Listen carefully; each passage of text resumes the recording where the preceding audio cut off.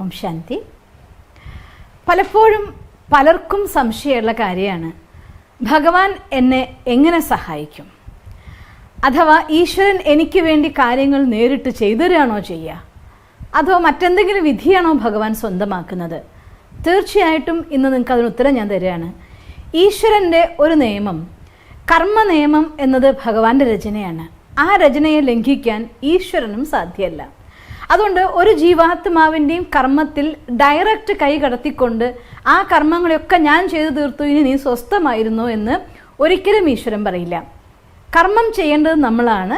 കർമ്മഫലം അനുഭവിക്കാനുള്ളതായിരിക്കുന്ന ഭാഗ്യം അത് ഭഗവാന്റെ വരദാനമായിട്ട് നമുക്ക് കിട്ടുന്ന ഒന്നാണ്. അപ്പോൾ ചോദിക്കും, പിന്നെ ഭഗവാന്റെ സഹായം എന്ന് പറഞ്ഞാൽ എന്താ അർത്ഥം? തീർച്ചയായിട്ടും ഞാനൊരു ഉദാഹരണം, മഹാഭാരതത്തിലെ മുന്നേ വേറൊരു സന്ദർഭത്തിൽ ഞാൻ നിങ്ങൾക്ക് കേൾപ്പിച്ചു തന്നിട്ടുള്ള കഥയായിരുന്നു ജയദ്രഥൻ്റെ വധത്തെക്കുറിച്ചിട്ട്. ചുരുക്കി പറയുകയാണ്, മഹാഭാരതത്തിൽ അഭിമന്യുവിനെ വധിച്ചു എന്ന് കേട്ട് ഇമോഷണലായി വീക്കായി പോയ അർജുനൻ്റെ ശപഥം, നാളെ വൈകുന്നേരം ആകുമ്പോഴത്തേക്കും സൂര്യാസ്തമനത്തിന് മുന്നേ ഞാൻ ജയദ്രഥനെ വധിച്ചിരിക്കും, ഇല്ലെങ്കിൽ അഗ്നിപ്രവേശം ചെയ്യുമെന്ന്. ഇത് കേട്ടതോടുകൂടി കൗരവാദികൾ സന്തോഷം കൊണ്ട് തുള്ളിച്ചാടിപ്പോയി. കാരണം നാളെ ഒരു ജയദ്രഥനെ മാത്രം രക്ഷിച്ചാൽ തീർച്ചയായിക്കൊണ്ടും നമുക്ക് വിജയം നമ്മുടെ സ്വന്തമാക്കാം എന്ന്. ഞാൻ കഥയിൽ പോവാതെ രംഗത്തേക്ക് വരികയാണ്. വൈകുന്നേര സമയമായി. തൻ്റെ പൂർണ്ണമായ പരിശ്രമത്തിന് ശേഷവും അർജുനന് ജയദ്രഥൻ്റെ അടുത്തെത്താൻ പോലും സാധിച്ചില്ല. കാരണം അന്ന് ജയദ്രഥനെ ഒളിപ്പിച്ചു വെച്ചു കൗരവന്മാർ. ഒളിപ്പിച്ചു വെച്ച് ജയദ്രഥൻ്റെ അടുത്ത് പോയി കണ്ടെത്തി കൊല്ലാനായിട്ട് ഒരിക്കലും അർജുനനെ കൊണ്ട് സാധ്യമല്ലായിരുന്നു. സൂര്യാസ്തമനത്തോടടുത്ത സമയത്ത് ശ്രീകൃഷ്ണൻ്റെ ഒരു പ്രതിജ്ഞയുണ്ടായിരുന്നു, ഞാൻ ഒരിക്കലും യുദ്ധം ചെയ്യില്ല എന്ന്. അതുകൊണ്ട് കൃഷ്ണന് അർജുനനെ യുദ്ധം ചെയ്യാൻ സാധ്യമല്ല. യുദ്ധത്തിന് സഹായിക്കാൻ മറ്റൊരു മാർഗമായിരുന്നില്ല. കൃഷ്ണൻ ചെയ്ത കാര്യം, തൻ്റെ ചക്രം വിട്ട് സൂര്യനെ മറച്ചു. ആകാശത്ത് ഇരുട്ട് പരന്നു. സൂര്യൻ മറഞ്ഞു, ആകാശത്ത് ഇരുട്ട് പരഞ്ഞു. ഇരുട്ട് പരന്ന സമയത്ത് എല്ലാവരും വിചാരിച്ചു സൂര്യൻ അസ്തമിച്ചു എന്നാണ്.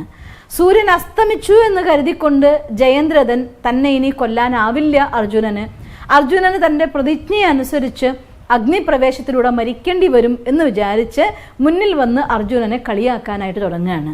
അർജുനനെ പരിഹസിക്കുന്നു, എല്ലാവരും പരിഹസിക്കുന്നു. അങ്ങനെ ആ എല്ലാവരും പരിഹസിക്കുന്ന സമയത്ത് ശ്രീകൃഷ്ണൻ തൻ്റെ ചക്രം മാറ്റി വീണ്ടും സൂര്യൻ പ്രത്യക്ഷമായി മുന്നിൽ വന്നു ജയദ്രഥൻ.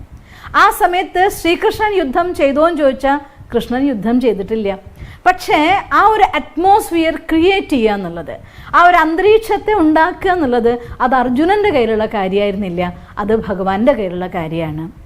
ജീവിതത്തിൽ എന്തെങ്കിലും സാഹചര്യങ്ങൾ നമ്മുടെ ജീവിതത്തിൽ വരുമ്പോൾ ആ ജീവിതത്തിനെ നന്മയിലേക്ക് മാറ്റാനുള്ളതായിരിക്കുന്ന മനോഭാവം നിങ്ങൾക്കുണ്ടെങ്കിൽ തീർച്ചയായിട്ടും ഈശ്വരൻ്റെ സപ്പോർട്ട് നമുക്ക് കിട്ടും. ഇന്നത്തെ സാഹചര്യം തന്നെ ഞാൻ പറയുകയാണ്.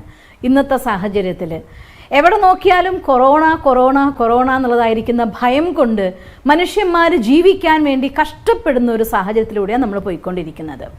എവിടെയും പേടിയാണ്, പുറത്തിറങ്ങാൻ കുറേ പേർക്ക് പേടി, കുറേ പേർക്ക് ഓവർ കോൺഫിഡൻസ് കൊണ്ട് സ്വയം അബദ്ധം വരുത്തി വയ്ക്കുന്നു. നമ്മുടെ അമിതമായിരിക്കുന്ന വിശ്വാസം മനുഷ്യന്മാർക്ക് നാശം ഉണ്ടാക്കുള്ളൂ. തീ എന്നെ കത്തിക്കില്ല എന്ന് തൻ്റെ വരദാനത്തെ ഉപയോഗിച്ചുകൊണ്ട് ഹോളിക എന്ന രാക്ഷസി അഗ്നിയുടെ ഉള്ളിൽ അധർമ്മം ചെയ്യാൻ വേണ്ടി കയറിയിരുന്നപ്പോൾ ആ വരദാനം പോലും ഫലിച്ചില്ല, കത്തിപ്പോയി എന്ന് പുരാണങ്ങളിൽ കഥ പറയുന്നുണ്ട്. പുരാണങ്ങളിലെ കഥ വെറും കഥയല്ല, നമ്മുടെ ജീവിതത്തിൽ അതിനെ പ്രാക്ടിക്കലാക്കാൻ ഒരു സാഹചര്യം നമുക്ക് കാണിച്ചു തരികയാണ്. നല്ല റെസിസ്റ്റൻസ് പവറുള്ള ഒരാളെ സംബന്ധിച്ചിടത്തോളം കൊറോണ ആക്രമിക്കില്ല എന്ന് നമ്മൾ പലയിടത്തും കേൾക്കുന്നുണ്ട്. തീർച്ചയായിട്ടും സത്യസന്ധമായിട്ടുള്ള കാര്യമാണ്.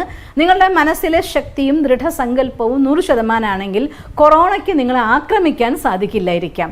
പക്ഷേ നിങ്ങളുടെ ശരീരത്തിൽ അതിന് കഴിഞ്ഞുകൂടാൻ സമയങ്ങൾ ലിമിറ്റാക്കാൻ നിങ്ങൾക്ക് പറ്റിക്കൊള്ളുന്നില്ല.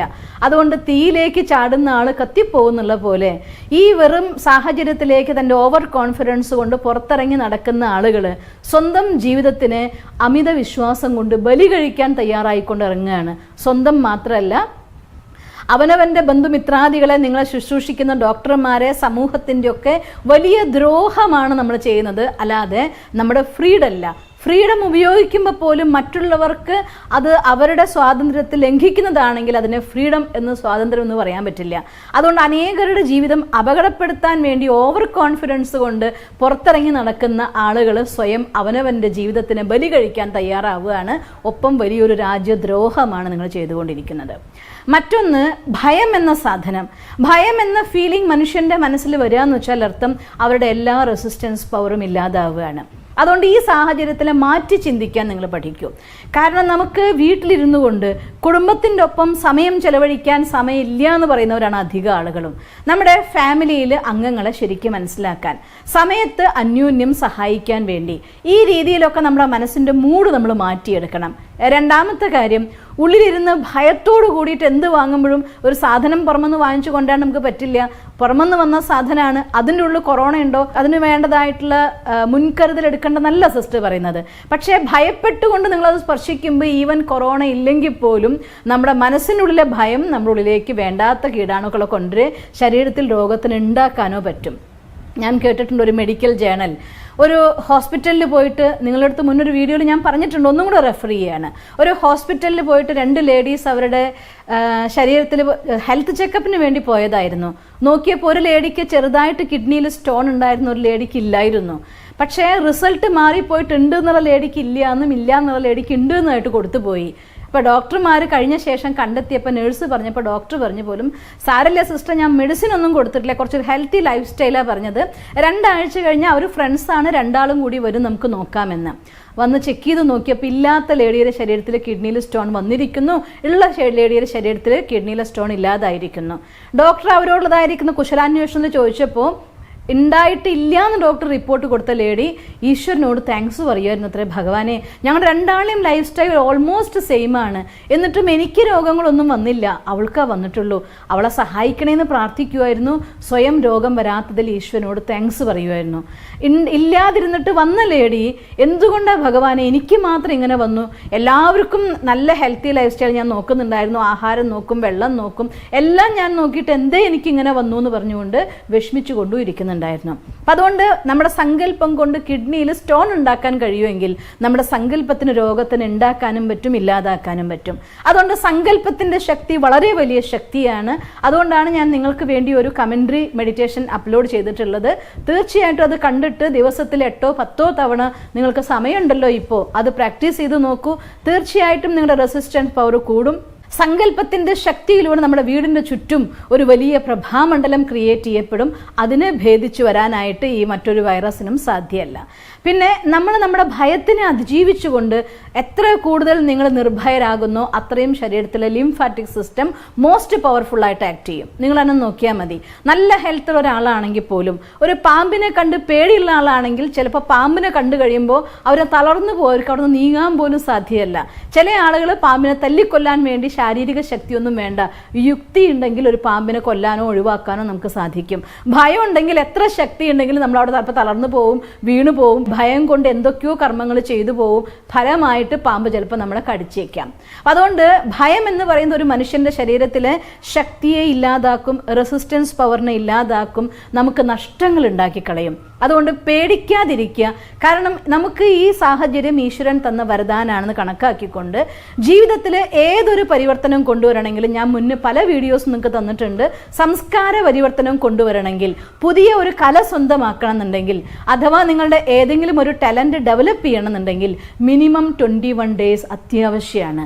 അപ്പോൾ അതുകൊണ്ട് ഈ 21 ദിവസം നിങ്ങൾക്ക് വേണ്ടി ഉപയോഗിക്കൂ. നിങ്ങളുടെ പേഴ്സണൽ ആയിട്ടുള്ള ടാലൻറ്റ് എന്താണെന്ന് കണ്ടെത്താൻ വേണ്ടി, അതിനെ ഇംപ്രൂവ് ചെയ്യാൻ വേണ്ടി, ഡെവലപ്പ് ചെയ്യാൻ വേണ്ടി, അതിനൊക്കെ കൂടി ഈശ്വരൻ തന്ന വരദാനമാണിത് എന്ന് മനസ്സിലാക്കിക്കൊണ്ട് ആ അനുഗ്രഹത്തെ ജീവിതത്തിലേക്ക് മാറ്റിയ ഈ 21 ദിവസം കഴിയുമ്പോൾ നിങ്ങൾ പുതിയൊരു വ്യക്തിയായിക്കൊണ്ട് നല്ല ആത്മവിശ്വാസത്തോടു കൂടി, പുതിയ പ്ലാനിങ്ങോടുകൂടി, പുതിയ ഹെൽത്തും ഹാപ്പിനെസ്സും വെൽത്തുമായിക്കൊണ്ട് മുന്നോട്ടിറങ്ങാൻ നിങ്ങൾക്ക് സാധിക്കും.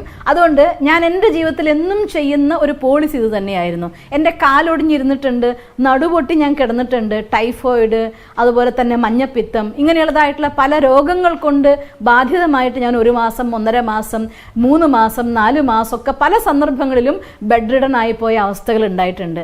അപ്പോഴെല്ലാം തന്നെ ആ സന്ദർഭത്തിന് ഞാൻ പുതുതായിട്ട് എന്തെങ്കിലും പഠിക്കാൻ വേണ്ടി ഉപയോഗിക്കും. അത് കഴിഞ്ഞ് പുറത്തിറങ്ങുമ്പോഴത്തേക്കും പുതിയൊരു വിദ്യയും കൊണ്ട് ഞാൻ ഇറങ്ങും, എൻ്റെ ജീവിതം ആസ്വദിക്കുകയും ചെയ്യും. അതുകൊണ്ട് നിങ്ങളും ആ മെത്തേഡ് സ്വന്തമാക്കണം. ഈ സമയം നമുക്ക് കിട്ടിയതായിട്ടുള്ള അനുഗ്രഹമാണ്. ഇതും ഒരു ബ്ലെസ്സിങ് ആക്കി മാറ്റിക്കൊണ്ട് നമ്മൾ നമ്മുടെ തോട്ട്സ് കൊണ്ട്, സങ്കല്പം കൊണ്ട് ഈ പ്രപഞ്ചത്തിന് വൈബ്രേഷൻ കൊടുക്കുകയാണെങ്കിൽ നിങ്ങളുടെ പുണ്യകർമ്മം ഇത് കഴിഞ്ഞ് പുറത്തിറങ്ങുമ്പോൾ ഇതുവരെ ഉണ്ടായ എല്ലാ പ്രതിസന്ധികളെയും അതിജീവിച്ചുകൊണ്ട് മുന്നോട്ട് പോകാനുള്ള ഒരു ശക്തിയാക്കി നിങ്ങൾക്ക് മാറ്റാം. അതുകൊണ്ട് അത്തരത്തിൽ മാറ്റും എന്ന ഉറച്ച വിശ്വാസത്തോടെ നിങ്ങൾക്കങ്ങനെ സാധിക്കട്ടെ എന്ന് ഈശ്വരനോട് പ്രാർത്ഥിച്ചുകൊണ്ട് നിർത്തുന്നു. ഓം ശാന്തി.